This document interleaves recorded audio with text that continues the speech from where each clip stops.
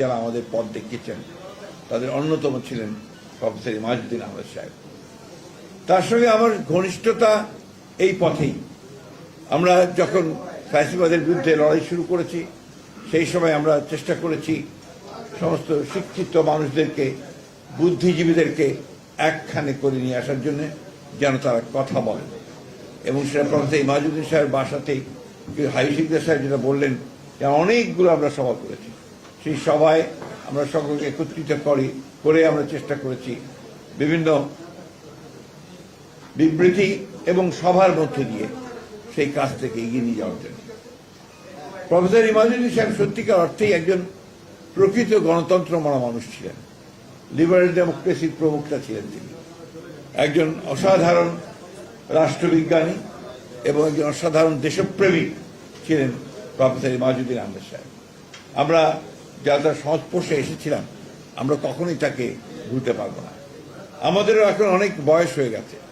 আমি কিছুদিন আগেই যেটা আমার মনে হলো যে প্রায় 6-7 বছর, 8 বছর না, কত বছর, 6 বছর হলো তিনি আমাদের কাছ থেকে চলে গেছেন। এবং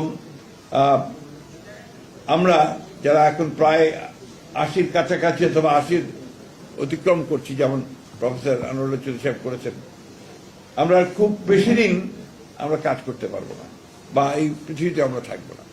কিন্তু আমরা একটা পৃথিবী দেখে যেতে চেয়েছিলাম যে একটা সুন্দর, একটা শান্তিপূর্ণ, একটা মানবিক একটা পৃথিবী। দুর্ভাগ্য আমাদের শেষ সময় আমরা আরো বেশি করে একটা অমানবিক পৃথিবী, একটা অশান্ত পৃথিবী, একটা অন্যায্য পৃথিবী আমরা দেখছি। আজকে গোটা বিশ্বের দিকে যদি আমরা তাকাই আমরা দেখব যে সেই অশান্তি ছাড়ার শান্তি কোথাও নেই।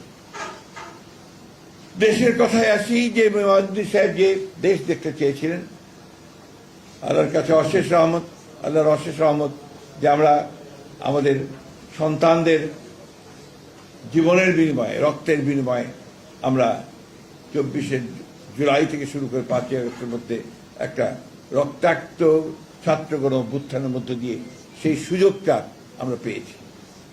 সেই সুযোগের পরে আমরা সবাই মিলে যে স্বপ্ন দেখছি, যে চিন্তা করছি যে আমরা একটা সত্যিকার একটা গণতান্ত্রিক লিবারেল ডেমোক্রেটিক একটা দেশ আমরা গড়ে তুলব।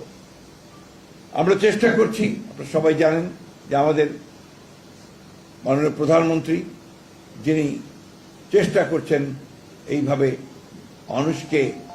দেশের মানুষকে তার কাছাকাছি চলে গিয়ে, তাদের সঙ্গে গিয়ে তাদেরকে উজ্জীবিত করে, ঠিক তার পিতার মতোই, শহীদ প্রেসিডেন্ট জিয়া রহমান সাহেবের মতোই মানুষকে সংগঠিত করে দেশকে বিনির্মাণ করবার কাজ করছেন। এবং সেই জন্যই তিনি বারবার যে স্লোগান দিচ্ছেন, এসো আমরা একসাথে কাজ করি, একসাথে দেশ গড়ি, এবং সবার আগে বাংলাদেশ এই স্লোগান নিয়ে তিনি এগিয়ে চলেছেন। প্রফেসর ইমাজউদ্দিন আহমেদ সাহেবরা সেই মানুষ যারা নিজের জন্য কোনো কিছু চিন্তা করেনি। আমি যখন তার ইউনিভার্সিটির পেছনে কাটাবানে বসায় যেতাম, দেখতাম যে কি সহজ সরল একটা জীবন, কি সাধারণ একটা জীবন, অথচ একটা অত্যন্ত উঁচু মনের একটা মানুষ। তার জীবনের সমস্ত দর্শন নিয়ে তিনি কাজ করেছেন এই দেশের মানুষের মুক্তির জন্য, এই দেশের কল্যাণের জন্য। আমরা আজকে অনেকগুলো কথা প্রশ্নের সম্মুখীন হচ্ছি। তার মধ্যে সবচেয়ে বড় প্রশ্ন যে এসছে আজকে, আমার অত্যন্ত সাংবাদিক বন্ধু আমাদের মাসুম ভাই, না আরে এখন আমাদের সাংবাদিক বন্ধু আমাকে একটা চিট পাঠিয়েছেন যে আজকে আমার এই বিষয়েও কথা বলা উচিত, সেই জন্য আমি কথাগুলো বলছি। সুমন ভাই, তো তিনি বলেছেন যে আজকে যে প্রশ্নগুলো এসছে, যে বিশেষ করে আমাদের বিরোধী দল থেকে বলা হচ্ছে জুলাই সনদ বাস্তবায়নের দাবি সংসদে আদায় না হলে রাজপথে ফায়সালা হবে। এই প্রশ্নটা আসলে আমার কাছে মনে হয় যে মানুষকে বিভ্রান্ত করার জন্য এই প্রশ্নগুলো তোলা হচ্ছে। জুলাই সনদ তো আমরা স্বাক্ষর করেছি একসাথে, যে সমস্ত দলগুলো আমরা আন্দোলন করেছি একসাথেই স্বাক্ষর করেছি, এবং জুলাই সনদে প্রতিটি অক্ষর আমরা বারবার করে বলছি যে আমরাই বাস্তবায়িত করব। কারণটা হচ্ছে যে কথাগুলো বলা হয়েছে, যে গণভোটের কথা, সেই গণভোটের একটা অংশ তো আমাদের সঙ্গে কোনো আলোচনাই হয়নি। যে যে কথাটা বলা হয়েছে, অর্থাৎ আমরা বারবার করে যে কথা বলতে চাচ্ছি যে আমরা এই যে উচ্চকক্ষে অনুপাতিক হারে ভোট অনুপাতিক হারে যে আপনার প্রতিনিধিত্ব হবে, সেই বিষয়টাতে আমরা কখনোই একমত হইনি। এবং সেখানেই তারা আমাদের সঙ্গে, আমি সেই সময় আপনার যদি মনে থাকে, আমি স্টেটমেন্ট দিয়েছিলাম আমি নিজে, যে জাতির সঙ্গে প্রতারণা করা হয়েছে। সেই রিফর্ম কমিশন তারা যে কথাগুলো সেদিন যেভাবে তারা নিয়ে এসছেন আমাদের কনসেন্ট ছাড়াই, সেই কনসেন্ট ছাড়া তারা নিয়ে এসছেন। এবং জুলাই সনদের বইটা যদি আপনারা পড়েন, আমার কাছে নাই, প্রতিটি জায়গায় বলা আছে যে দল তাদের ম্যানিফেস্টো অনুযায়ী যেভাবে আসছে, যে নির্বাচিত হবে তারা তাদের ম্যানিফেস্টো অনুযায়ী সেইটাকে বাস্তবায়িত করবে। আমরা বারবারই এই কথা বলে এসেছি এবং আমরা উই আর কমিটেড। আমরা 31 দফাতে যেমন কমিটেড, ঠিক তেমনিভাবে আমরা কমিটেড হচ্ছি জুলাই সনদে। কিন্তু সেটা আমরা যেভাবে চেয়েছি সেভাবে আমরা বলছি। এখানে সম্পূর্ণভাবে ভুল ব্যাখ্যা দেওয়া হচ্ছে যে আমরা জুলাই সনদ বাস্তবায়ন করতে চাই না। আমরা জুলাই সনদ বাস্তবায়ন করে প্রত্যেকটি অক্ষর আমরা পালন করব, এটা হচ্ছে আমাদের commitment.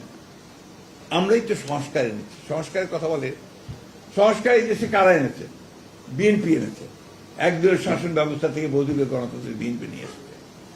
Presidential form of government থেকে পার্লামেন্টারি ফর্ম অফ গভর্নমেন্টে বিএনপি নিয়ে এসেছে। আপনি তত্ত্বাবধায়ক সরকারের যে বিধান, সেই বিধানকে আমরাই পার্লামেন্টে সারা রাত কাজ করে আমরাই পাস করেছি। আজকে তাই যখন এই সমস্ত কথাগুলো বলা হয়, তখন জনগণকে বিভ্রান্ত করার জন্যই বলা হয় বলে আমি মনে করি। এখন বিরোধী দল যারা আছেন তারা অনেকে বিভিন্ন রকম মুখরোচক কথা বলে আপনার জনগণকে আপনার উত্তেজিত করবার চেষ্টা করছেন। জনগণের চেয়ে ভালো তো আপনার কেউ বোঝে না। আমরা যতই মনে করি জনগণ কিন্তু সবচেয়ে ভালো বোঝেন, তারাই সেই সিদ্ধান্তটা সবচেয়ে ভালো নেবেন যে আমরা সংবিধান সংসদের ব্যাপারে কি বলছি।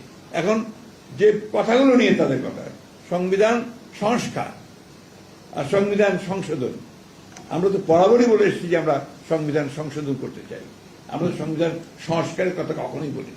সুতরাং আমাদের যেটা জনগণ আমাদেরকে যে ভোট দিয়েছে, ম্যানিফেস্টোর মধ্যে যেটা ছিল, সেই ম্যানিফেস্টোতে আমরা 2/3 মেজরিটি নিয়ে বিএনপি আজকে রাষ্ট্র পরিচালনার দায়িত্ব পেয়েছে। সুতরাং ওই জায়গায় কোন রকমের কোনো আপনার বিভ্রান্তি কোনো অবকাশ আছে বলে আমি মনে করি না।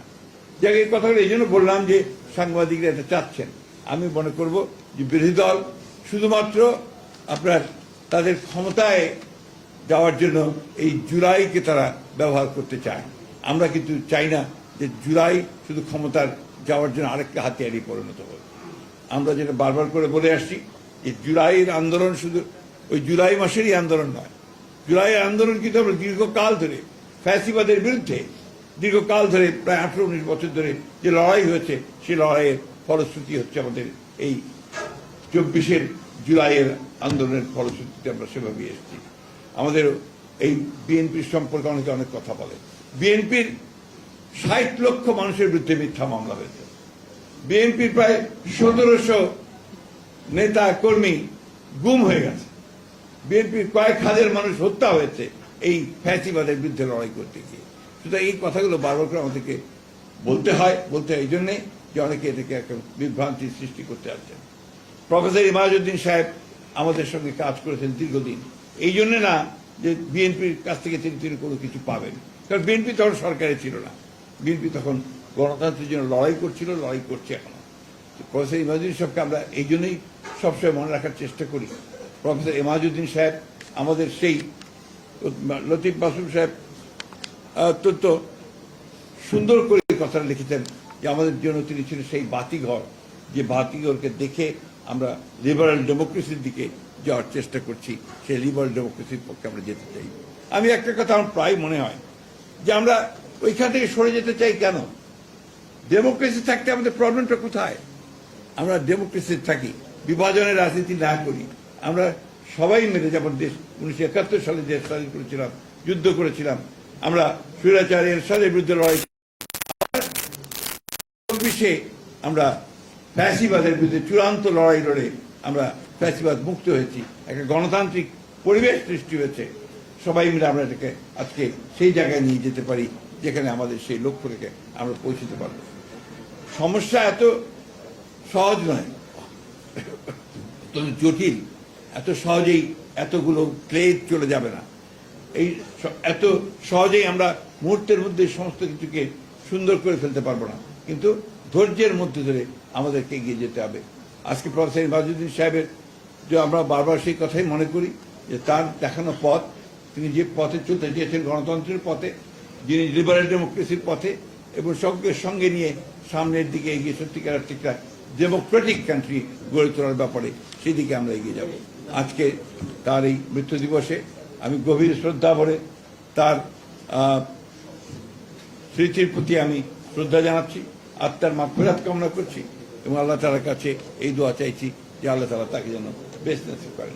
একটি কথা বলতে চাই যে আমরা শুনেছি যার পরিবারের থেকে আপনার বলা হয়েছে যে তাদের জানানো হয়নি বা আমি ঠিক জানি না, কিন্তু পরিবারের ব্যাপারটা আসবে কেন? আমরা তো প্রফেসর ইমাজউদ্দিন সাহেবের কাছে পরিবার করতে চাই, তারা নিজেরা করবেন। এখানে যারা আজকে আয়োজন করেছেন আমি তাদেরকে আন্তরিকভাবে ধন্যবাদ এবং কৃতজ্ঞতা দিতে চাই যে তারা নিজেরাই উদ্যোগ নিয়ে এই কাজটা করেছেন। সেই জন্যই আমি তাদেরকে আবারও ধন্যবাদ দিতে চাই, কৃতজ্ঞতা জানাচ্ছি। প্রফেসর ইমাজউদ্দিন সাহেব আল্লাহর কাছে সবচেয়ে ভালো জায়গায় যান, আপনার বেহেশতে, সেই দোয়াই করছি। ধন্যবাদ সকলকে। আসসালামু আলাইকুম।